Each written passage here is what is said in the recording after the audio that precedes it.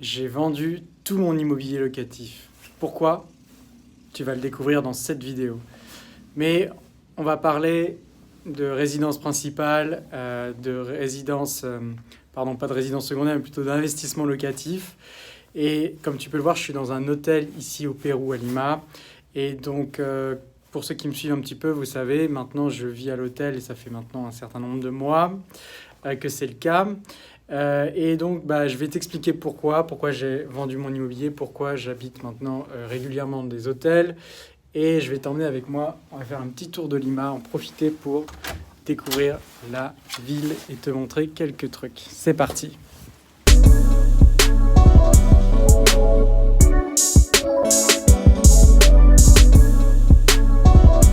oublié de mettre mon masque, je vais me faire engueuler.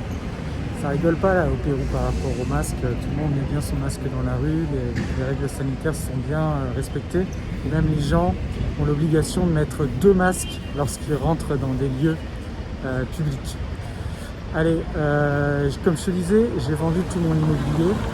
Je pense que ça va être compliqué avec le bruit et même je pense que tu m'entends pas très bien avec le masque comme ça, donc je vais aller le mettre autre part où je vais pouvoir retirer mon masque. En tout cas, ce que je voulais te dire, c'est que oui, l'immobilier, on va parler de pourquoi je suis passé sur l'immobilier 100% digital, pourquoi j'ai fait ce choix-là, et est-ce que c'est possible finalement de tout faire, tous ces investissements juste à partir d'un ordinateur. Si c'est ça qui t'intéresse, pouvoir devenir complètement digital et movible dans tes investissements, et sache que c'est possible et je vais t'expliquer comment je fais. Je vais te citer 7 raisons qui ont fait que j'ai décidé donc d'arrêter d'investir dans l'immobilier en physique, en direct, et pourquoi maintenant je fais que de l'immobilier financier. La première raison, c'est qu'en France, le locataire est souvent roi et j'en avais marre de toujours me poser la question: est-ce que mon locataire est solide? Est-ce que ça va pas se compliquer? Parce que j'ai vu chez mes clients ou même chez des amis des histoires où finalement le locataire arrête de payer, on n'arrive pas à le sortir, on est bloqué.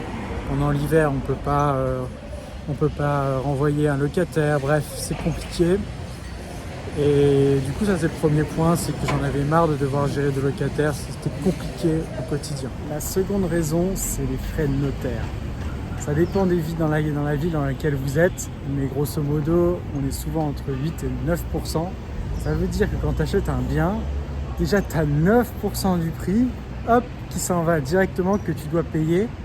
Avant même d'avoir gagné un seul centime, tu as déjà 9% de perdu. Et c'est vrai que sur des produits financiers de l'immobilier, tu as des frais, mais souvent ils sont de l'ordre de 3,5%, ce qui est c'est quand même moins cher, beaucoup moins cher, 2 fois moins cher que des frais de notaire classiques sur de l'immobilier.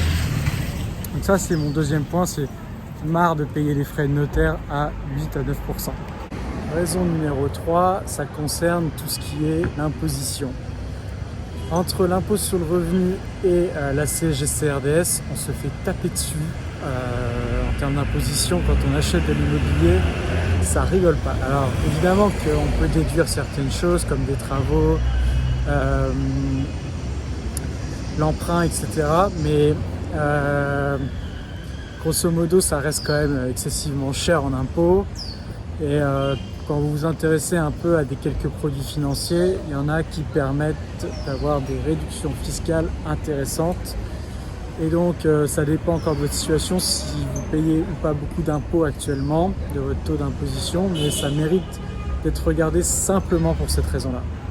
Quatrième raison, les amis, c'est la non-liquidité. Et ça, on n'en parle jamais, alors que pourtant c'est carrément handicapant.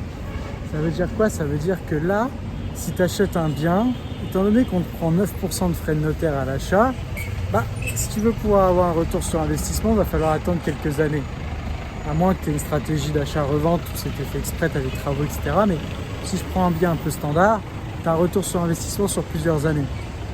Et il peut se passer plein de choses dans ta vie qui font que tu as besoin de liquidité, tu as besoin de ton argent. Et du coup, ça c'est vachement gênant de ne pas pouvoir du jour au lendemain acheter ou vendre ton immobilier. Et parce qu'en face, il faut que tu aies un acheteur. Et c'est pas toujours le cas. Il peut se passer plein de choses dans l'économie qui fait que tu n'as plus envie de vendre, le prix n'est pas suffisamment intéressant pour toi, ou tout simplement, voilà, tu es sur une zone géographique où il y a un petit peu moins de demande en ce moment.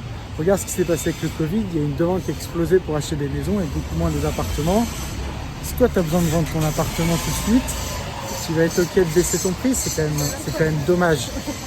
Donc c'est pour ça que voilà, la liquidité c'est vachement important aussi quand tu souhaites être digital et te déplacer régulièrement, parce qu'il faut que tu puisses vendre ton immobilier relativement rapidement. Ensuite, l'opportunité avec l'immobilier, c'est bien évidemment de faire des travaux, mais faire des travaux, soit tu es un petit peu bricoleur, soit tu es comme moi et tu préfères faire par des professionnels. Si tu fais faire par des professionnels, le problème c'est qu'il va falloir que tu sois bien entouré, parce que tu sais très bien que des travaux, ça peut être décalé dans le temps, avoir des complications, coûter plus cher que prévu, etc. Donc tu as intérêt à t'entourer d'une équipe de confiance. Et trouver une équipe de confiance, s'entourer de bons professionnels, c'est pas quelque chose de simple. Et moi par exemple pendant plusieurs années j'avais des personnes, j'étais entouré de très bonnes personnes, et puis du jour au lendemain elles sont parties à la retraite, elles sont arrêtées d'exercer, etc. Et du coup j'ai perdu mon équipe, il a fallu retrouver une nouvelle équipe, etc. Donc c'est quelque chose de compliqué de savoir bien s'entourer de professionnels et de s'assurer que ça va bien se passer pour toi. Les droits de succession, pareil, on en parle très peu parce qu'on se dit toujours que c'est pas notre problème, ça concerne les autres, mais pour le coup c'est tes enfants. Donc plus ton âge avance et plus cette question des droits de succession elle a de l'importance. Et le problème de l'immobilier en physique, c'est que tu payes plein pot les droits de succession. En tout cas tes héritiers vont payer plein pot des droits de succession sur ça.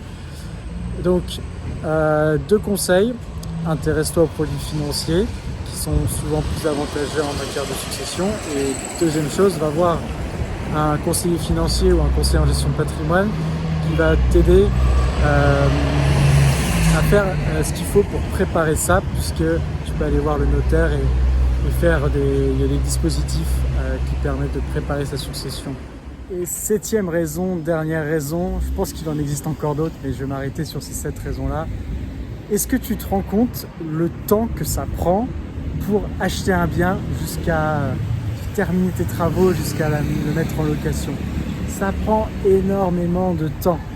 Et c'est la raison pour laquelle moi aujourd'hui je préfère me focaliser sur mon activité professionnelle, sur la bourse, parce que ça me prend très peu de temps. Et l'immobilier, voilà, aujourd'hui je le fais en 3-4 clics. Je ne vais pas m'amuser à chercher un bien, négocier avec l'acquéreur, bref, faire tout le processus, aller voir le notaire, signer la promesse, l'acte de vente, etc. C'est très long, c'est super long, mis bout en bout. Donc c'est mon avis personnel, tu l'as sur l'immobilier en physique. Je l'ai fait pendant de nombreuses années, il y a plein d'avantages. Maintenant, les inconvénients, on en parle très peu, je viens de te les donner. Et si toi aussi tu as envie de plus de liberté, tu as envie de dégager plus de temps pour toi, etc., intéresse-toi à l'immobilier papier, c'est comme ça que ça s'appelle, l'immobilier papier, parce que ça va beaucoup plus vite. Donc si c'est ce que tu aspires aussi, plus de flexibilité, plus de liberté avec tes investissements, écoute, sache que c'est possible.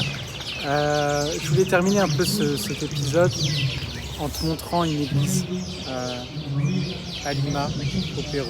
Je trouve que c'est magnifique et c'est assez dépaysant par rapport à ce qu'on connaît nous en France. Voilà, je vais te montrer aussi aller à un autre endroit. Allez, je t'emmène.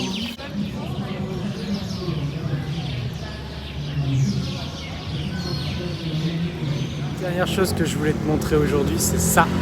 Regarde ça. Cette peinture magnifique. Voilà, c'est tout pour cet épisode. Je te retrouve la semaine prochaine pour le suivant.